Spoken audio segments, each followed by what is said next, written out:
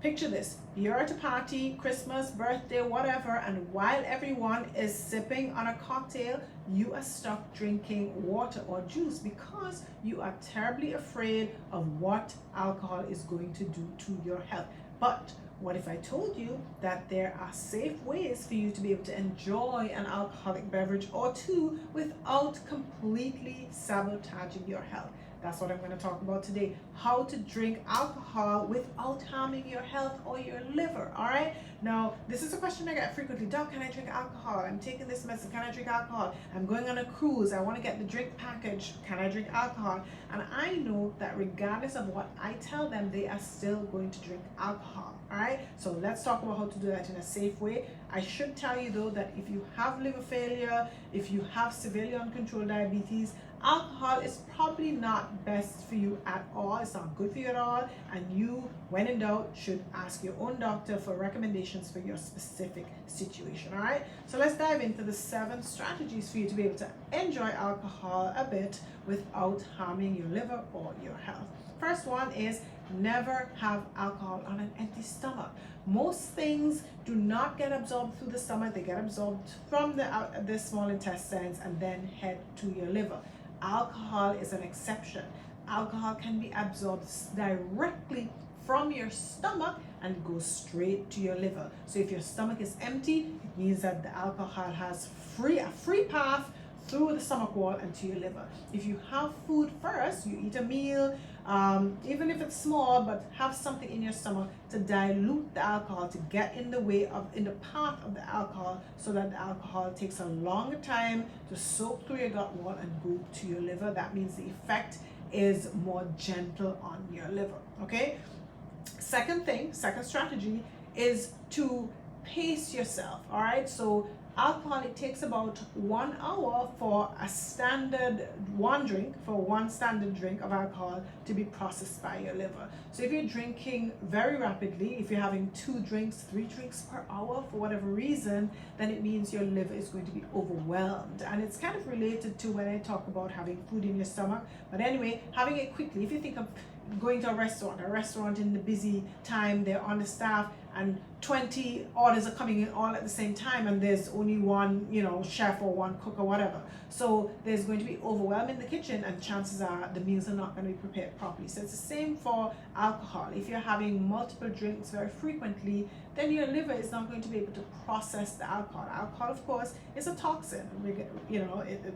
That's just reality. It's a toxin, and your liver has to break it down. But if you have too much coming in, your liver will falter. It won't be able to keep up with breaking down this toxin, and it builds up in your system and causes problems. Okay, so 1 drink per hour, that is how you're going to pace yourself. That is the second strategy.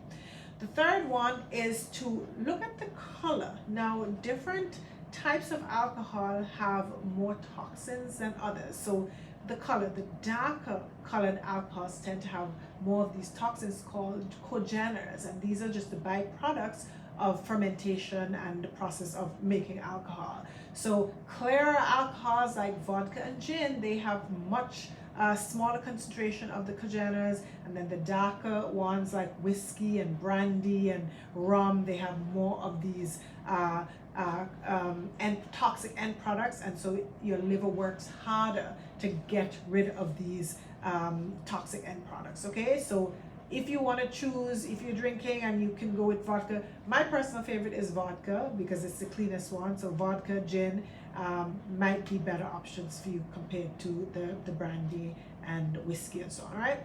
The fourth strategy is to alternate your alcohol with water. So you might be out at a party having more than 1 drink, but if we stick to the rule of 1 drink per hour, and then we make sure that after every drink we have at least a cup of water. A cup is 8 ounces. If you have a bottle of water, even better, but have at least a full glass of water for every drink of alcohol you have. That's going to dilute your blood a little bit. Remember, some alcohols, all alcohol in general, it's diuretics. It causes you to pee a lot, which means you lose water, some more than others, like beer. So if you're losing water and then alcohol is building up in your system, and you can get dehydrated. So you want to flush yourself with water so that your liver is able to your kidneys are able to help your liver eliminate some of these toxins and decrease the harm to your body in general, okay?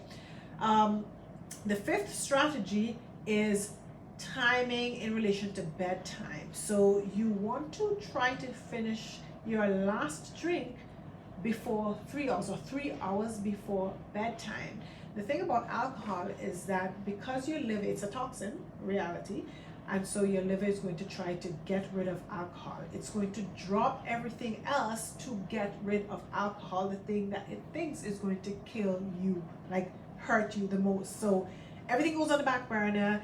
And if you're drinking up until just before bedtime, when you go to sleep, for the 8 hours or so, 6, 7, 8 hours that you're sleeping, you're not eating anything.